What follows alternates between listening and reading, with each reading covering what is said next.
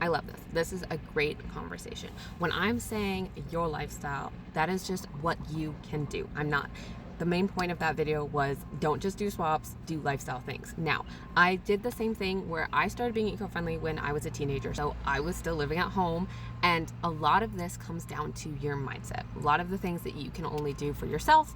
Obviously, my parents didn't really give a shit. It took a lot of convincing to make them understand it. And a lot of the things I got them to swap on were more for their health and that stuff than actually like helping the environment in any way.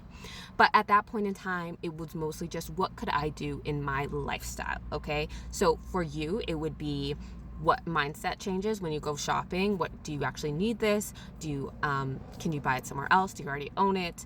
Going thrift store shopping instead of going to actual stores.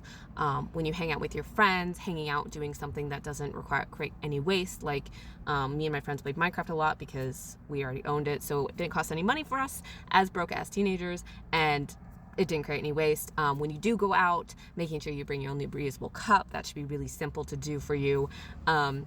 Going to places that have real dishes instead of fast food restaurants. Like, there's a lot of little things that you can add to your own lifestyle that they can affect. Like, obviously you can't change your groceries, you can't really change if you have a composting system or any of that things, or if you're recycling. Like, that's not something you can really change if it's not already in your household.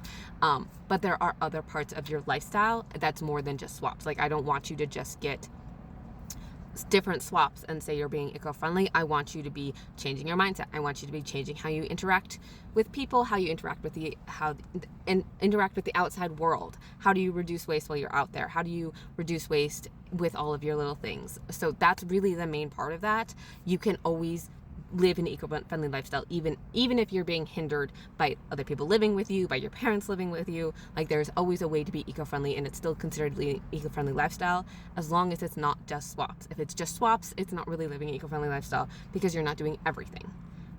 In a way of, like, you're not considering everything. I don't want you to just get a swap because it says it's eco-friendly. I want you to get a swap because you have finished up the last of all of your toothpaste or your floss or whatever, and that is the next option to make your lifestyle as eco-friendly as possible, and not just because it's aesthetically nice, it's sustainable, and that's a trend or whatever, all that stuff.